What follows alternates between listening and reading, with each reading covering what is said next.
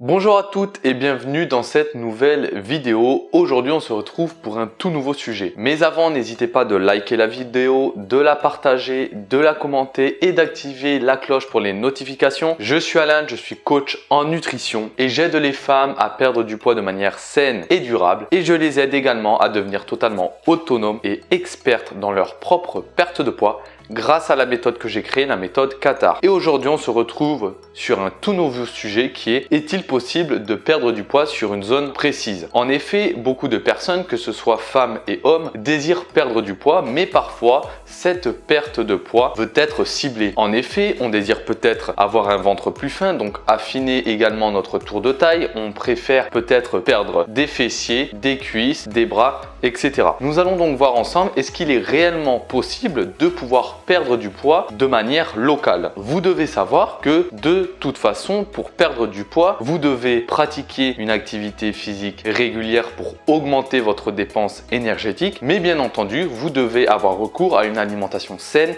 et équilibrée. Bien manger représente donc 70% des résultats. En effet, si vous alliez une alimentation équilibrée et saine et le sport, cela va vous permettre de diminuer votre consommation de graisse et de sucre. Alors, est-ce qu'il est réellement possible de perdre localement en masse grasse grâce à un travail musculaire spécifique? Je vais vous répondre, mais sachez que d'ores et déjà, il n'est malheureusement pas possible de pouvoir perdre du poids de manière locale. Nous allons donc voir ensemble pourquoi. J'ai voulu aborder ce sujet avec vous tout simplement car beaucoup de personnes, malheureusement, quand elles prennent du poids, quand il y a une prise de poids excessive, elles ont tendance à stocker des graisses dans un endroit bien spécifique. En effet, contrairement à la perte de poids, la prise de poids peut, elle, être locale. C'est-à-dire que beaucoup de femmes, par exemple, quand elles prennent du poids, auront tendance à stocker les graisses au niveau des hanches, au niveau des fesses, du ventre, des bras. La prise de poids peut être locale. Mais malheureusement, quand vous décidez de perdre du poids, c'est de manière uniforme, c'est de manière globale. Et pour cela, c'est vrai que j'ai voulu aborder avec vous ce sujet car sur internet, un peu partout, on trouve des avis contraires, des idées contradictoires.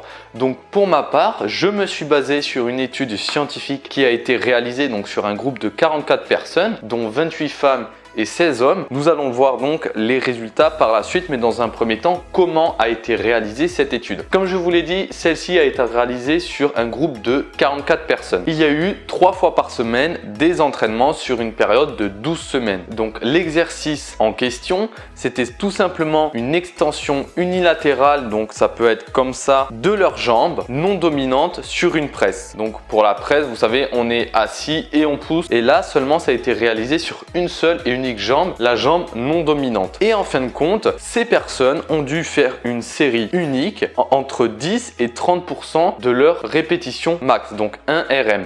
RM, répétition max. Et à chaque fois, ces personnes devaient augmenter de manière progressive la charge. C'est-à-dire que pendant les 4 premières semaines, il y a eu une augmentation de la charge de 10%. Ensuite, les 2 suivantes, il y a eu une augmentation de la charge de 20%. Enfin, les 6 dernières, il y a eu une augmentation de 30%. Et durant cette série unique, un total de 960 à 1200 répétitions consécutives a été effectué. Et en fin de compte, les chercheurs qui ont mis en place cette étude ont démontré qu'au final, les résultats qu'ont eu ces personnes, c'est dans un premier temps diminution de la masse grasse totale corporelle. Il y a une diminution également de la masse grasse au niveau du tronc, mais également des bras. Cependant, certes, il y a eu cette diminution de la masse grasse, mais malheureusement, la diminution de la masse grasse ne s'est pas faite au niveau de la jambe entraînée. Il n'y a eu également aucune modification des apports caloriques et également, il n'y a eu aucune modification de la répartition des macronutriments, donc protéines, glucides, lipides. Et par rapport justement à ce système, à cet entraînement qui a été mis en place pour ces 44 personnes, ils se sont également aperçus que le protocole donc a été mis en place, donc l'ensemble de cette étude a modifié l'environnement global, donc hormonal, ce qui a donc entraîné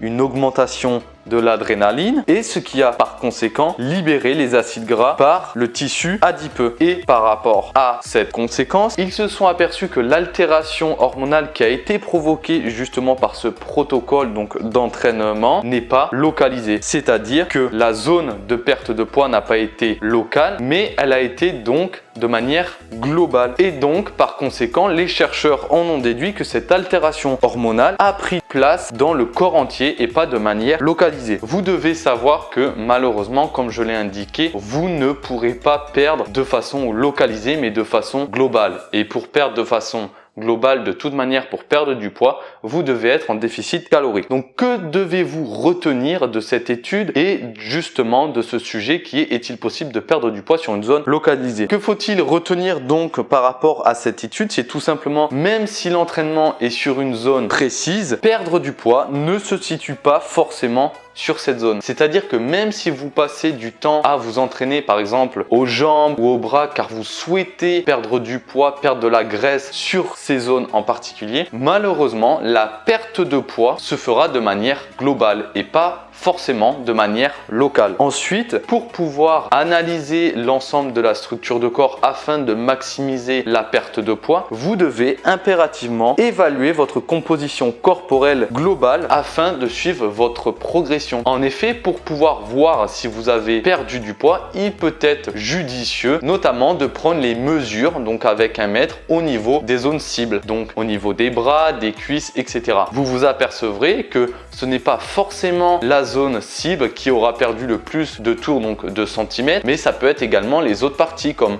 le tronc, les bras, etc. Enfin, vous devez savoir que vous devez avoir absolument un entraînement adapté ainsi qu'une alimentation adaptée, ce qui vous permettra bien entendu d'avoir une perte globale de la masse grasse sur l'ensemble du corps. Donc pour résumer cette vidéo qui touche désormais à sa fin, vous ne pouvez pas perdre de manière localisée contrairement à la prise de poids. Vous pouvez donc perdre de manière globale sur l'ensemble du corps. Donc faites attention quand on vous promet que prendre tel ou tel complément ou faire tel ou tel entraînement vous permettront justement de perdre de manière localisée, car ce n'est malheureusement pas le cas. J'espère que cette vidéo vous aura plu et que vous aurez désormais toutes les connaissances quant à la perte de poids sur les zones locales. Vous savez désormais donc comment y parvenir et surtout comment ne pas faire l'erreur de pouvoir perdre du poids de manière locale puisqu'elle n'est pas possible. De notre côté, nous on se retrouve pour une prochaine vidéo sur un tout nouveau sujet. Je vous souhaite une bonne journée, prenez soin de vous, c'était Alan, ciao, bye bye.